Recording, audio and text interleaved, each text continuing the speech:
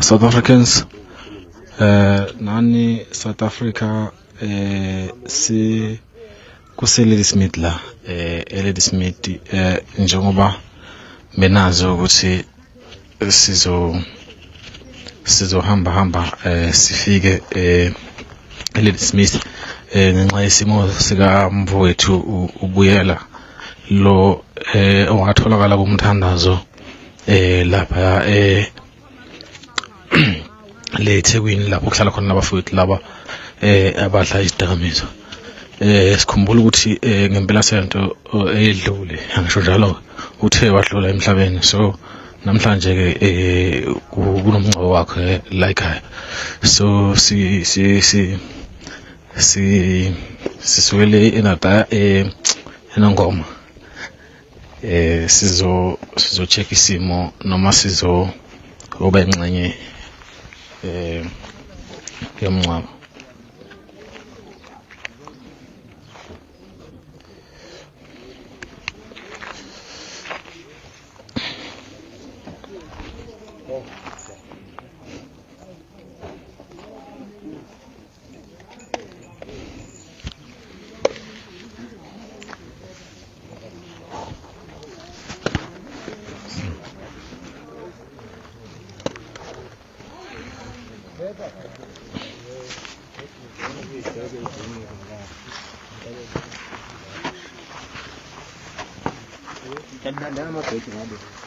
akhona ngale mkhaya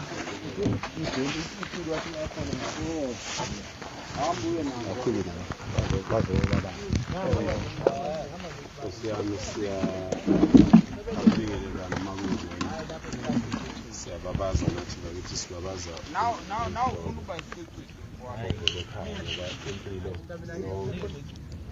ibalulekile.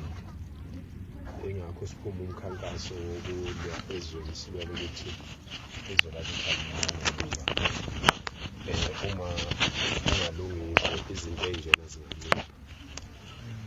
Sithi ke komenziwa sigcine sitshelwa ukuthi insizwa eyakwabiyela sicabanga ukuthi mhlawumbe masithi menziwa asiphambanisi kodwa ukuthi sizohlanganisa lento ngoba nathi insizwa lesesike sayibona kulo msebenzi siwenzayo ukuhlala sambisela kakhulu sibaphathele namanzi lapha abahlala khona singakunqomi-ke ukuhlala kwabo lapha, kodwa-ke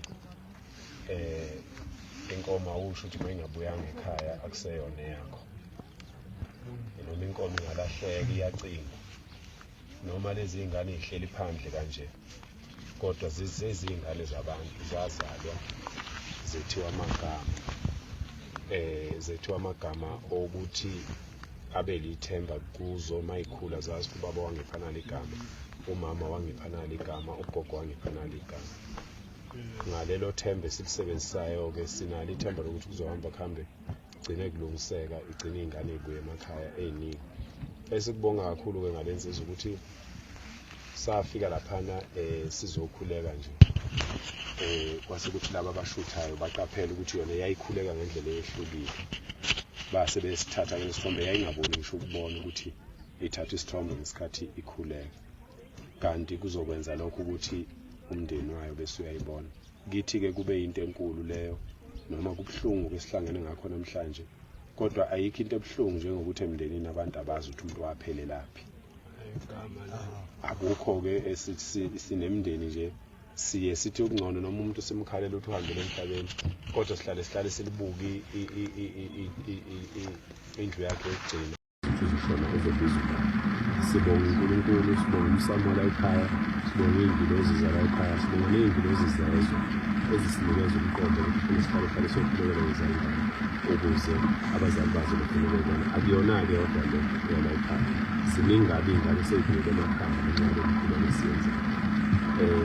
Esiye sicele ukuthi abazali ababanga bafake ikhona bebabize lethina kakhulu ngoba sifike sibathethise phela ngasibancane, sibathethise ngoba kungobalele ekhaya kuyohlala entabeni, kodwa sifike sibathethisele ukuthi akathukuthele, akhumbule ukuthi uma nginakwa umuntu ongangazi abakithi bona baphatheke kanjani, uma umuntu ongangazi ephatheka kabi abakithi kanjani bona.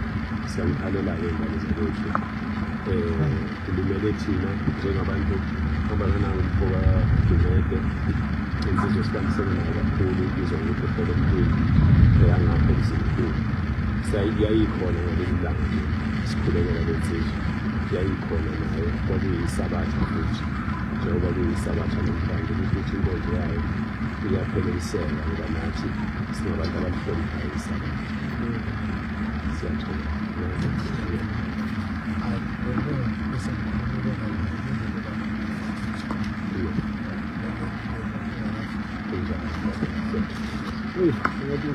ukuthi nisifakela amehlo noma nje kungabalulekile kodwa-ke lokho njena kwenza ukuthi nakhona azagcine sevumbuka ngoba lona indoda kade ihlalihlali ayidingavelazeli noma kanjani nokuyikhomba nje bungayikhomba kancane kodwa nje isikhathi esiningi abhutshwayo kakhulaphi lenokubonana naye yiye nje oseliphansi ade behlalahlala bebuyele esigikelane kodwa abuye ambonge kodwa nje sibonge nje ngokunjeni bahlanganise wagcine sebonakala-ke futhi nokuthi sibonge nje nawo ukuthi uNkulunkulu waze wahambela laba basesibhedlela-ke abagcina sebeshaya ucingo-ke nokuthi esakhuluma-ke ukuthi hhayi sibanibani obani odadewethu obani nazi iy'namba beze befoneka abaseThekwini esibhedlela befoneleke lana-ke hhayi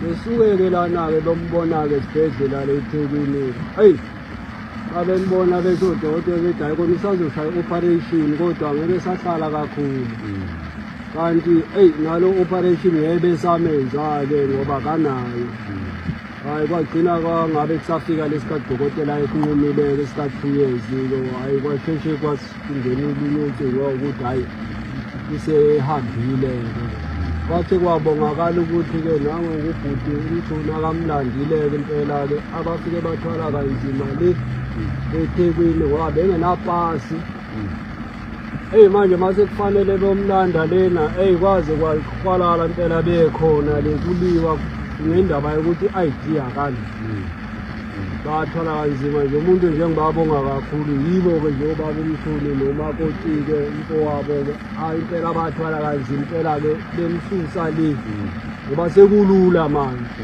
kodwa kwaba inkinga kwe-ID ifuneka le ukuthi manje akaphumi la i-ID ingekho bashukahlukana khona kuyasho unkosikazi ukuthi ngaze ngakhala-ke ngoba ngisazi ukuthi sekufanele ngenzeka hhayi manje-ke sesibonga nje nani kakhulu nje bobhuti ukuthi-ke isandla senu-ke nje ney'nyawo zenu ukuthi nize nisukele namanje nize nisifakela amehlo nizombona eyi sikubonge kakhulu akubambisile njengomuntu nje okhulela esitradini hhayi akuvamisile ukuthi abantu abaphakeme bemphakamele kuvamise umuntu ophakeme ukuthi aphakamele umuntu omunye ofana naye kodwa nje ngibonga nje impilo eniyenzayo ukuthi nakwabanye niqhubeke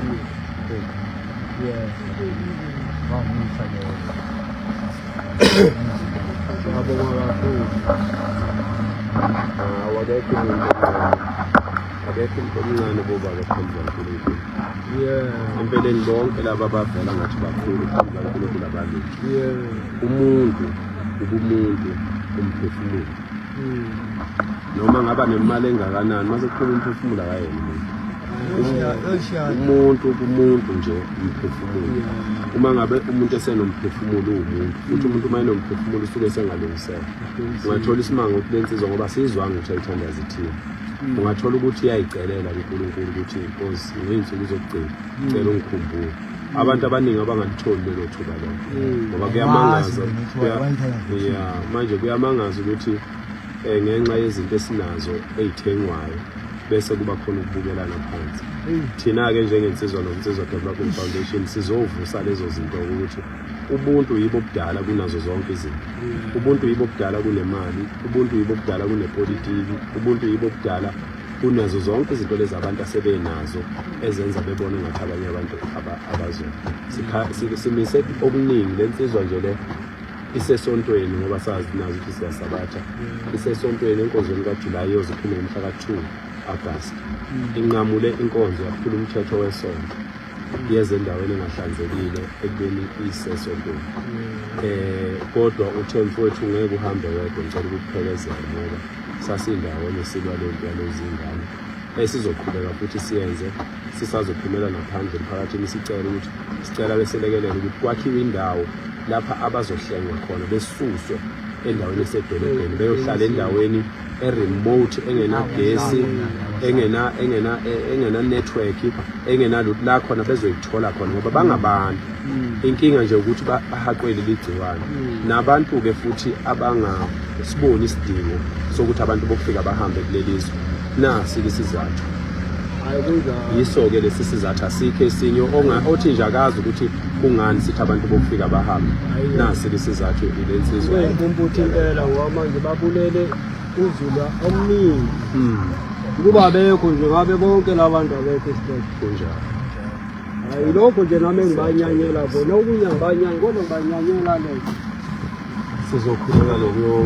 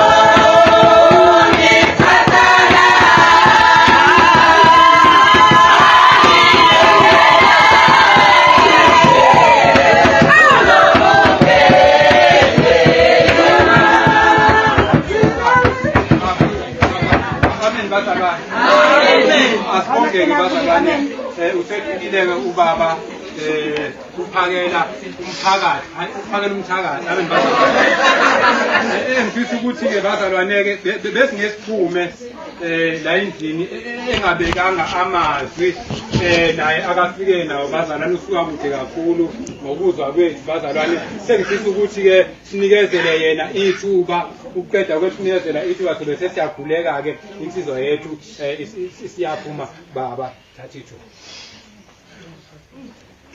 Sanibonani. Igama nguNkosikhona uSumuzi ngokwandabandaba lapha kwaNongoma entabeni yeZulu kwaMandlakazi.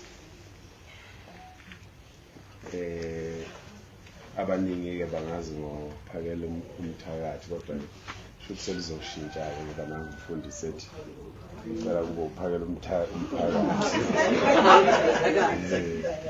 Cha bakithi siyathokoza kakhulu siyaxolisa nokuthi seqiwe isikhathi izolo ekseni sibe nenkinga nje yenye imoto zethu eyenza kube lula ukuthi sihambe manje sisebenzisa imoto eyodwa ke siyayibanga nalezi insizwe ezingibhekayo. Ngicela ukubingelela ngenkulu intobeko kwabala ekhaya, ngibingelele ubaba umfundisi, ngibingelele ihlobo lasekhaya, ngibingelele umphakathi, ngibingelele isizwe sonke nje sikhona ngazi ikhundla ithini kodwa ngicela ukubingelela wonke umuntu ngenhlonipho. Amen. Ngibingelele ngokukhethekile nangumfowethu ubaba uGumede osuke endaweni esenkonzweni waphoqa ukuthi asize sizoyibona lensizwa ngoba mhla siqala ukuyibona sasindawo. ngumuntu ke mina obathandayo abantu kakhulu. Ngizwa ubuhlungu kodwa futhi ngiyajabula ngoba mningi imindeni ingane lahlekayo lapha, abazali abayizala bazetha amagama beyifisela ukuhle ngempilo zabo. Kwafika laba bantu laba abasizondayo abathandwa uhulumeni. Uhulumeni uyabathanda labantu ababulala ezingane. Njoba kiwe inkethweni nje baphumile amakhansela, baphumile omeya, bacela ukuvotelwa, imali bazoyikhipha, imali yokuthutha abantu nemali yokuthenga ukudla ukuthi abantu baye bayovota. Kuqashwa amakhulu amathende ngeinkulu imali. Kodwa umphakathi mawudinga usizo, usiza lokho. Mase kuvotiwe kwaqedwa abantu abasizakala. Kumanje unyaka we12 lo ngisebenza udaba lwalaba bantu.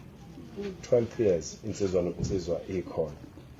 Ilwela ukuvusa ubudoda ezweni. Ngoba uma kungavuka ubudoda ezweni yonke lenkinga esezweni ngaphela. Ngisho uhulumeni ngeke abaxhaphaza abantu makungathiwa eSouth Africa kunezinsizwa ezo5 million eyifana nophakela umthakathi. Ngeke azabaxhaphaza uhulumeni mangathiwa nje amadoda athatha isinqumo sokudela impilo zawo. Nami nginezingane namakhosikazi. Ngiyasatshiswa zonke izinto. Kodwa umuntu ungafelanga izwe. Ungafeli into emqoka, ungafeli ukuvikela izingane zakho, uzofela. Uzobulawa uphuthu. Uqinye uphuthu lapho uthi uyadlala ukubamba ufe. Uyindoda ufele lokho ufike kwabakini uthi wabulawa uphuthu. So sathatha isinqumo la sihambana nalensizwa le nezinye insizwe eziningi ukuthi ake lezi ingane zinamagama nazo, zinomama, zangena usathane. Sathatha isinqumo sokuthi ngoba silwa lempi abantu bokufika, ake sinikeze abantu isizathu sokuthi kungani silwa nabantu bokufika. Noma ubani ofuna isizathu sokuthi kungani silwa nabantu bokufika, nali ibhokisi. Akangalokhu nje buza thina, nali ibhokisi, sona sizathu ke lesesenza silwa nabantu bokufika. Ngoba akekho umuntu wala kwaZulu ofisela ukuthi kufa abantu abancane. Niyibheke emphakathi lento, inhloso yalabo bantu kuzobulala abantu abancane. Uma ubulala abantu abancane vele ubulala isizwe vele. Manje ke yikho ngithi nginesifiso uNkulunkulu ungilalele njengoba ngikhuluma. Nginesifiso sokuthi kungathi kungaba namadoda eSouth Africa. Esikhathi nje singango2 years kusuka manje.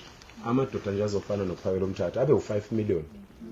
Ukuze ezoke kwazi na ukuzakhela wawo uhulumeni ozokwazi ukusho into kufanele ishiwo, ukhulume into kufanele uyikhulume ngaphandle kokuqalaza ukuthi ubani olalela. Ngoba sinenkinga ngabaholi abathi mabefuna ukukhuluma into baqale beqalaza ukuthi ubani oseduzana. Kazi uzongizwa yini usibani bani mangisho lento. Asikwazi ukuba phakathi nendawo ngezwe lethu. Asikwazi ukuba phakathi nendawo ngezwe lethu. Uma ningaya lapha nabomama kunezingane no13 years intombazana.